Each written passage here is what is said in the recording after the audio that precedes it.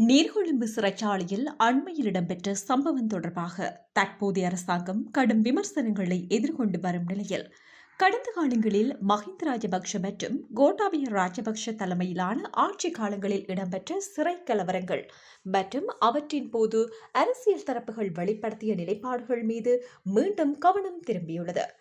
நீர்கொழும்பு சிறைச்சாலை சம்பவத்தை அடுத்து எதிர்க்கட்சிகள் அரசாங்கத்தின் நிர்வாகத்திறன், சிறைச்சாலை பாதுகாப்பு மற்றும் கைதிகளின் பாதுகாப்பை உறுதிப்படுத்த தவறியுள்ளதாக பல குற்றச்சாட்டுகளை முன்வைத்து வருகின்றன.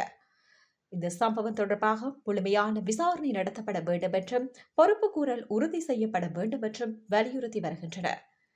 இந்த பின்னணியில் கடந்த காலங்களில் இடம்பெற்ற பாரிய சிறை கலவரங்களின் போது அப்போதைய எதிர்க்கட்சிகள் எந்த மாதிரியான அரசியல் நடவடிக்கைகளை மேற்கொண்டன என்ற கேள்வியும் சமூக மற்றும் அரசியல் வட்டாரங்களில் தற்போது எழுந்துள்ளது.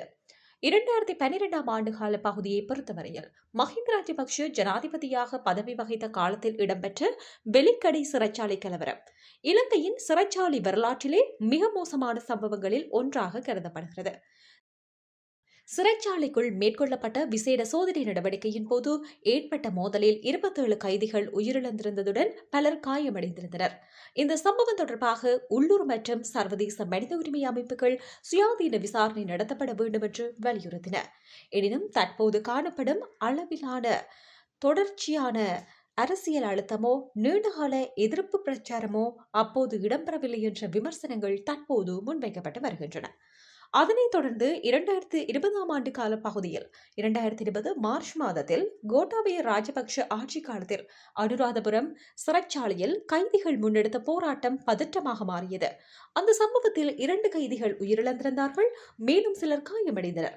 இந்த சம்பவம் தொடர்பில் விசாரணை கோரப்பட்டிருந்தாலும் அது நீண்டகால அரசியல் விவாதமாக மாறவில்லை என்றும் அரசியல் விமர்சகர்கள் சுட்டிக்காட்டி நிற்கின்றனர்.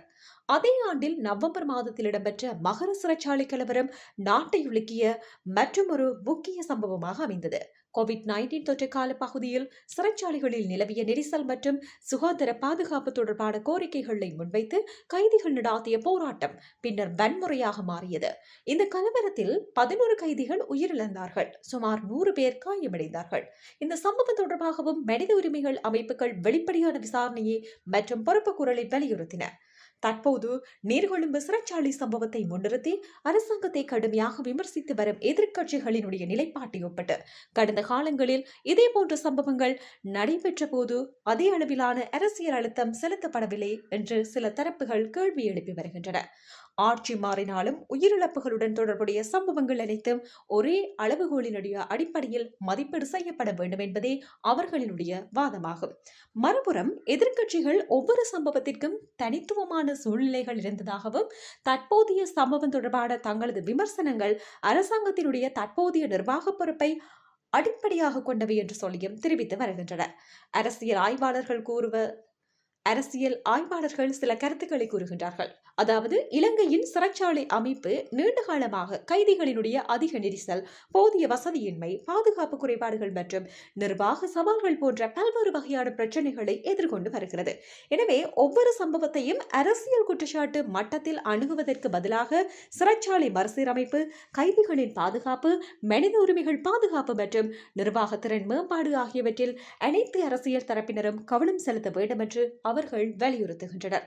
வெலிக்கடை, அனுராதபுரம், மகர மற்றும் தற்போது நீர்கொழும்பு சிறைச்சாலைகளில் இடம்பெற்ற சம்பவங்கள் அனைத்தும் இலங்கையின் சிறைச்சாலை நிர்வாகத்தில் அடிப்படை மாற்றங்கள் அவசியம் என்பதை மீண்டும் வெளிப்படுத்தியிருக்கின்றன.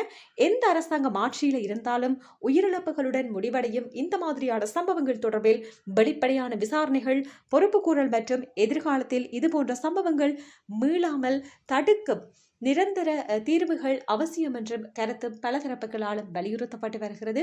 இதனிடையே கடந்த கால சிறை கலவரங்களும் தற்போதைய நீர்கொழும்பு சிறை சம்பவமும் தொடர்பாக எழுந்துள்ள அரசியல் விவாதங்கள் ஆட்சி மற்றும் எதிர்க்கட்சி என்ற வேறுபாடின்றி பொது மக்களினுடைய உயிர் பாதுகாப்பு மற்றும் மனித உரிமைகள் தொடர்பான விடயங்களில் அனைத்து தரப்பினரும் ஒரே நிலைப்பாட்டுடன் செயற்பட வேண்டியதன் அவசியத்தை மீண்டும் நினைவூட்டுவதாக அரசியல் அவதானிகள் குறிப்பிடுகின்றனர்.